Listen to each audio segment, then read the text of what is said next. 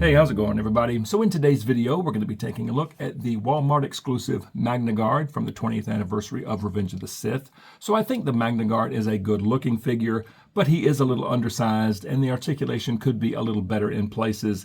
And as far as standing, I have two other ones already. The original one doesn't stand at all. The one that came in the Droid 3-pack, that one actually stands very well. So we'll see about this guy. And of course, the shoulder bell issue is an absolute nightmare. But I do love the metallic blue on this one. I think he's going to look really good on the shelf. I just hope he stands up. And of course, he comes on this retro style card back from 2005. Through this big bubble, you can see the MagnaGuard, sort of. I know it's very reflective, but he does come with a couple of electro staffs. You have this nice picture here, Star Wars Revenge of the Sith and MagnaGuard. And there's the back of the card, Star Wars Revenge of the Sith up top, MagnaGuard. You've got a picture of the figure and a little blurb that they wrote for the 20th anniversary. You got some small print down here, and on the bottom, you got the barcode, some logos, and more small print. And this little blurb says, celebrate the 20th anniversary of Star Wars Revenge of the Sith with figures from the Black Series featuring commemorative packaging. All right, I'm going to get the MagnaGuard out of this bubble, and let's take a look at him. And you better stand up. And here is this version of the MagnaGuard out of the bubble, and I think he looks great. I mean, this blue is absolutely gorgeous. And in my case, this one stands up pretty good, actually. I'm not a fan of this cape as far as how it's attached up here. Very idiotic. And the shoulder bells. The left one stays on okay. The right one, I mean, if a mouse outside were to fart, this thing would fall off. I mean, this is just awful. But let's take a close look at the figure. And again, I think this blue is absolutely, it's just killer. The face looks good. Got some good detail on his mouth. All the blue in here is very nice. Top of his head's got some scratches and some good detail. That's what this arm looks like. It looks nice. Chest and belly, nice vibrant red, lots of scratches. Lots of good detail in there. Of course, the left arm, shoulder bell, you stay put. That's what the left arm looks like. And the legs, I think, look fantastic. It's a cool sculpt. It's just kind of an engineering disaster. And then coming back to this cape, you have the little caliche lines up here, some burned areas, tattered ends. Got a hole down here, actually two holes down here, and some burned ends on that side. But as far as how this cape is attached, it's only attached on this side, and you have a fold over here, so you essentially have more material on this side. So it kind of weighs it down and pulls, and it just doesn't sit right. Now, you can tuck some of this material inside there on the armor on his back. And since we're here, that's what his back looks like. This looks awesome. But still, it just lays really funny.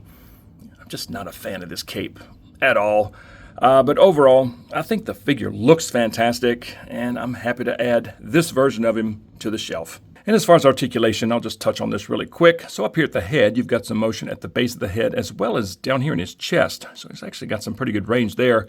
Now for arms up, they do go up very far, but if I were to do that, the shoulder bell would pop off. So I'm not going to do that. And they can rotate around. And then the shoulder joint itself is on a ball, so you've got some pivot in every direction. You have essentially what would be a butterfly joint as well as some up and down. There's a swivel just above the elbow joint, and for elbows, they only get to 90. That's very disappointing. This forearm can swivel, and right now it's an up and down hinge, but you can rotate the forearm, then rotate the wrist, and change this to a side-to-side hinge. Now, this right forearm does not swivel. If it's supposed to swivel, I'm going to have to heat this one up because this one does not swivel. And then this hinge on this wrist is kind of like a diagonal as far as the orientation. And then for midsection, you've got some very good swivel, but not a lot in every other direction. Okay, not much up there. And then for legs, they go all the way up, they go all the way back. You've got some pivot at the hip joint. There is no swivel anywhere in the leg. That's kind of disappointing. And then the knees get just a hair past 90. And then for feet, they go all the way down, they go all the way up, and then you have some pivot and a little bit of swivel in the ankle. So even though you can get the MagnaGuard in some pretty decent poses, I think the articulation could be much better. And for accessories, here's the two electro staffs. We've seen these before. So you got this one with the clear plastic and some pretty good detail in there. And then this one. I think both are a pretty good sculpt, but just a very boring gray plastic. Not much going on. And then you have these little electricity effects that don't stay on very well. I can't stand these things. And as far as the MagnaGuards and their weapons, if you look at that scene where they're on the Separatist Dreadnought, and there's two MagnaGuards. One has this one, and then the other one has this one. And then the scene where Obi-Wan goes up against Grievous, there's 4 MagnaGuards, and 2 of the 4 have this one, and then the other 2 have this one. So it's like half and half as far as, you know, which weapon they carry.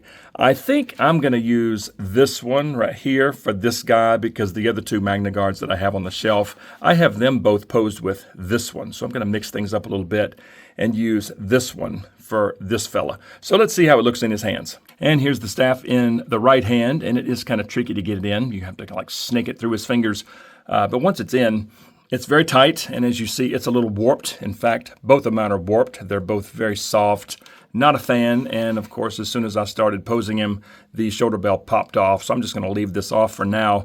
But this looks pretty good. And the other one just popped off. All right, so I popped the left shoulder bell back on, still have the right one off, but here's a little bit of an action pose, kind of a wide stance with the staff behind him, and here he is facing the other direction. And here's the staff in 2 hands. I think this looks pretty cool. It's a little tricky getting it in both hands because, you know, you have to like snake it through the fingers. Fortunately, the fingers are very soft, but it's still kind of tricky, but I like the look of this. And I put the 2 electricity effects on, and they're actually staying put.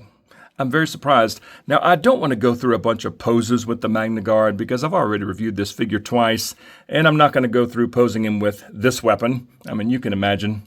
It's a stick. You know, you can imagine what this one would look like. So let me pop this shoulder bell back on, and I'm going to go stick him on the shelf, and let's see how he looks there. And there he is on the shelf, and I think he looks great.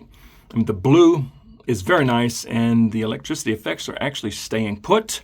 Now, as far as scale, okay, the MagnaGuards are 6'5", and as you see, the Black Series MagnaGuard is way underscaled, especially when you see him next to the Bandai model kit Grievous.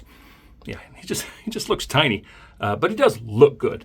And as far as my other ones, so here's the original, and I have him on a Landspeeder Luke stand because that sucker does not stand up at all. And then the one from Fallen Order from the Droid 3-pack, I have him down here. This one actually stands very well. But back to this one. It's not a perfect figure, but I do love the look of him there. So bottom line, I'm going to say it again. It's a good looking figure. It just has some engineering issues. I mean, the shoulder bells are totally unacceptable. I'm not a fan of this cape. The articulation could be much better in places. Now, once you get the weapon in his hands, he holds these very well.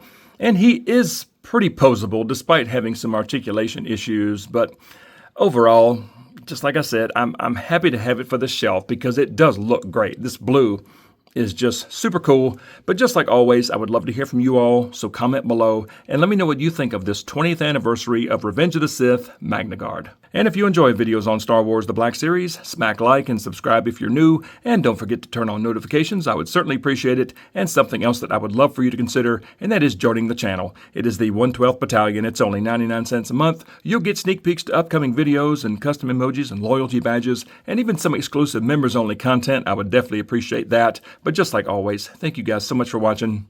See y'all next time.